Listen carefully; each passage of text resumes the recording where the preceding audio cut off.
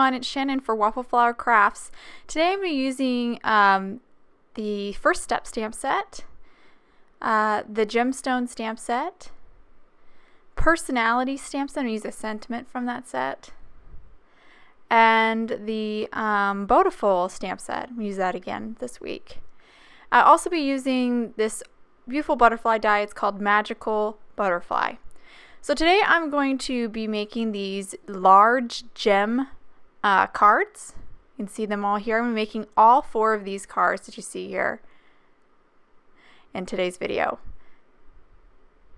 So these are the gems. These are acrylic gems. They have a flat back, so they're really great for adhering onto your card. The largest gem, or I should say the tallest gem, is not larger than a 1/4 inch. It's all just a little bit over an 1/8 of an inch. So they're pretty flat.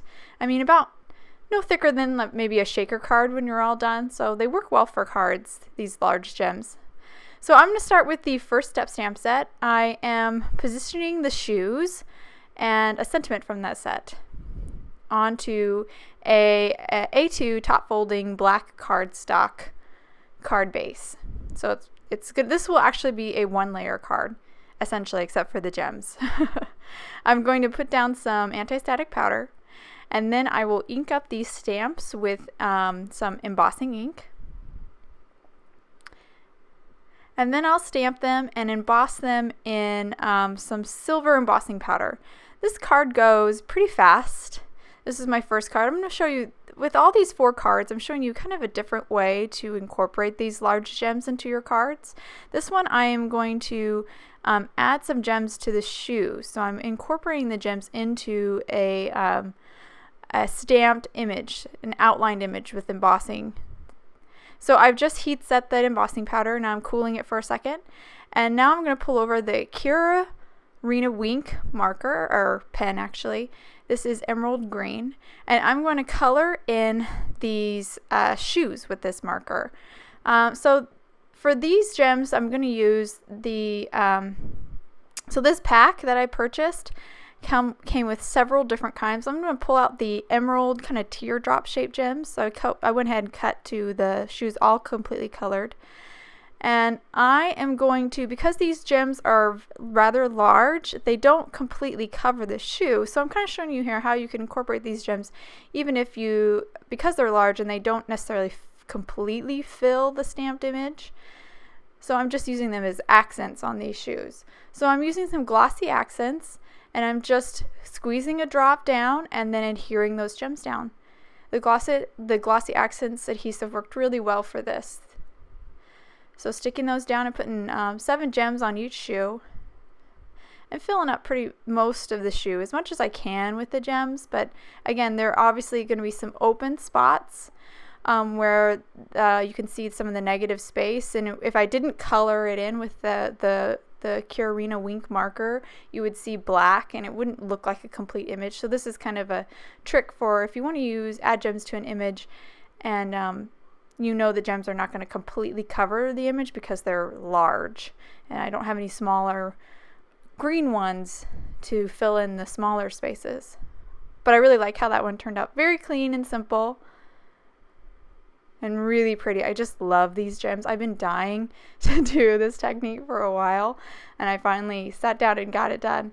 Okay, so that was card 1. Now we're on to card 2. So for the second card, I've got some gems from the first stamp set. So it's from the shoe stamp set that I used earlier. I pulled off some of the gems from that stamp set, and I'm just going to stamp them on this A2 top folding black card base. I'm inking them up with Memento Tuxedo Black ink, and I am inking them up 3 times and stamping them. I'm going to repeat this process. I'm seeing right now I've already stamped that first set 3 times. Now I'm going to clean them off, reposition them, ink them up, and stamp them 3 times in total. Why I do this is because by inking up 3 times, it's nice and dark and you can still see it on the black cardstock, but it's faint enough that it's not competing with the other images that I stamp or the gems that I stamp on here. So you can see the gems that I stamped on here. I did try this with VersaFine Onyx Black ink, and that actually dried. I did only stamp it once, but it dried too light to see the images. So I prefer the Tuxedo Black for this kind of black on black, you know, very muted stamping, or tone on tone almost. So right now I'm doing the same thing. So I pulled off the bow tie from Waffle stamp set, and I'm inking it up again with Tuxedo or Memento Tuxedo Black, and I'm stamping it as well 3 times. This is just to make it dark so I can see it. So I'll pull it up here so you can see to the camera here for a second. So now you see all my gems with the bow tie stamped in the upper portion. So now I'm going to stamp my sentiment. Now this sentiment is also from the Waffle stamp set. I'm going to ink this up with embossing ink, and then heat emboss this with the silver embossing powder. Now my one warning here for this black on black, it is very subtle and it's easy to lose it with that anti-static powder. That anti-static powder can sometimes cling too much to the paper, and then you actually lose that stamped image. So if you are doing this, just make sure you be conservative with your anti-static powder. Don't get it everywhere. I just keep it to the area that you're actually embossing. And any embossing powder that does stick to those stamped jewels, which I did dry thoroughly with my heat gun before my jewels and my bow tie dried before I even tried to do any of this embossing this stamping this sentiment and embossing it. You can just wipe it off. If any of that powder does stick to the gems, you can just wipe it off pretty easily. So you don't have to use a lot of anti-static powder just to make sure that your letters are nice and crisp and vivid. So what I'm doing now, so this is a little different than the shoe card. What I'm doing now is I'm filling in that bow tie. I'm not going to color it in like I did the shoes. I'm just filling it in, and because the bow tie is pretty simple of a shape and recognizable, that I don't have to be so concerned about making sure all the negative spaces are colored so you can really see the image. Your mind will fill in those spaces, and you can really see the image pretty well with these gems. And the pink, and I'm using like a pink and purple palette, and again, all these gems came from that box that I showed you in the beginning. The pink and purple palette have some smaller gems in there, so it's more easy for me to kind of more accurately create this bow tie with these little gems. So this is a little bit harder than the shoes because I really have to be cautious of kind of staying within the lines, because I want this to actually look like a bow tie when it's done. So right now I'm positioning them, lifting them up, and then putting a dot of glossy accents, and I went ahead and jumped to the end of the other side because I do it the same way for both sides. So you just position your gems first, and then you pick them up with your tweezers and then put a dot down and then drop your gem down on top. A nice thing with the glossy accents is it stays, it doesn't dry instantly, so you can kind of move your gems a little bit if you didn't get your gem in the exact right spot, so to allow to get a smaller gem in there. Okay, so now we're on to card 3. I know we're whipping through these, but I don't want this video to be too long. So this is a A2 panel that I actually cut down to 4 1/8 by 5 1/4, and I went ahead and took the magical butterfly die, just the outline of it, the larger solid butterfly, not the wings, not the wing accents. Oh my gosh, I'll get this right. And I die cut 2 of those out of the panel, and then I'm taking the sentiment from that personality stamp set and positioning it on here, and I'm going to stamp it and emboss that in silver embossing powder. So just like I've done all my sentiments so far, doing the same kind of thing. I like the silver with the gems. I think it looks really well. Gold would work really well too, but for some reason right now I'm on a silver kick, so I've been using a lot of silver, really been leaning towards that. So I'm just going to pour that on, and then I'll heat set this. So this card, we're going to do gems a little bit differently. Instead of filling in a stamped image, with the gems, we are going to kind of fill in a die cut image, but not even really fill in. We're kind of creating like a background. This one's probably one of the simplest ones, I think, but maybe slightly more. What makes it a little bit more complex is that you just have to do some double layering of foam tape on the back, but really it's actually very easy. So I've heat set that, and now I'm putting this on my A2 card, and I'm tracing the inside of the die cut butterflies with a pencil. This is just going to serve as a guide for where I need to place my gems, but this is a little differently than the bow tie. I don't have to worry about getting those gems perfectly within the outline of the image. It can extend past it. I just want to make sure that I do have gems within that space. Somewhere in there, there's a gem. So this is, you could just put like a big circle of gems there. But if you want to be a little conservative with your gems, you can do the outline, so that way you're not putting any gems where it's not going to be seen. It would just be covered by the top layer of cardstock, because that's what I'll be doing later. I'll take this panel of the butterflies die cut out, and I will layer it on top with foam tape over the gems, and you'll see the gems through the die cut image. And just popping those on, gluing those on. Not really, I didn't carefully like lay the gems down first like I did with the bow tie. I'm just kind of moving along, dot of glue, then a gem, dot of glue, then a gem, nothing too careful. Only thing I'm being mindful of is my colors. I just don't want I don't want a whole bunch of greens in one spot. I'm trying to disperse the colors a little bit. I really like this pack of gems because this is all, I'm using all the gems right now that are in the pack for this butterfly. So this is all of them. And I think they work really well together. They've got kind of like an iridescent look. And I should say, these gems were pretty cheap. I mean, the box that I got, so I've jumped ahead here and I've got them all of them glued down for both the butterflies. And see, on my panel, I've already got the foam tape. And I did have to double up the foam tape because the tallest gem is a little less than 1/4 of an inch. It's like about, I don't know, a little bit over an eighth of an inch. And so I've doubled up the foam tape here, and now I'm just going to peel it back and stick this down. And this card will be done once it's done. But what I was saying before, the gems that I bought, it was a 7.6 ounce box. And I did get it at Michael's with the 40% off coupon, of course. And so it only cost me $6. It's $9.99 normal price, but it was only $6.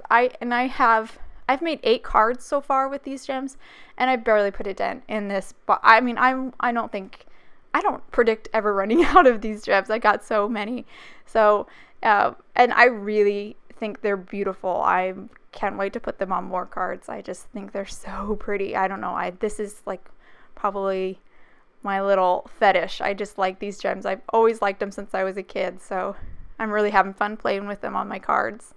Okay, so this is the last card. We're all done we just finished the third.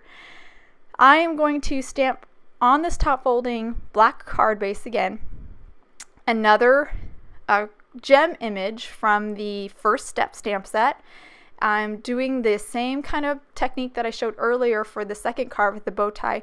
I'm stamping that image 3 times, so in the same spot 3 times with tuxedo black, so it's dark and visible so you can actually see it, but it's not distracting from the overall. It still ends up with a very clean and simple look because it's very subtle. It's like tone on tone. I really like doing this. Kind of discovered this when I did my not last video, but the video before that where I did the dot art technique. I thought, oh, this looks really cool.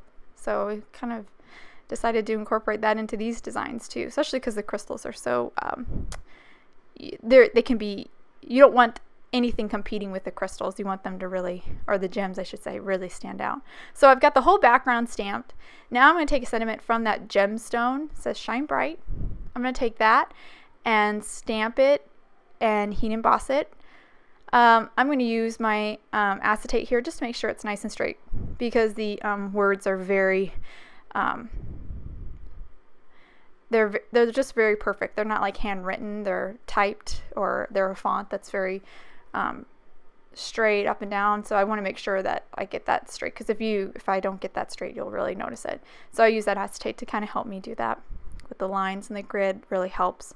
So I'm getting that centered here, but I will stamp this in embossing, or ink this up in embossing ink, and then stamp this or emboss this with silver embossing powder, just like I've done all the rest.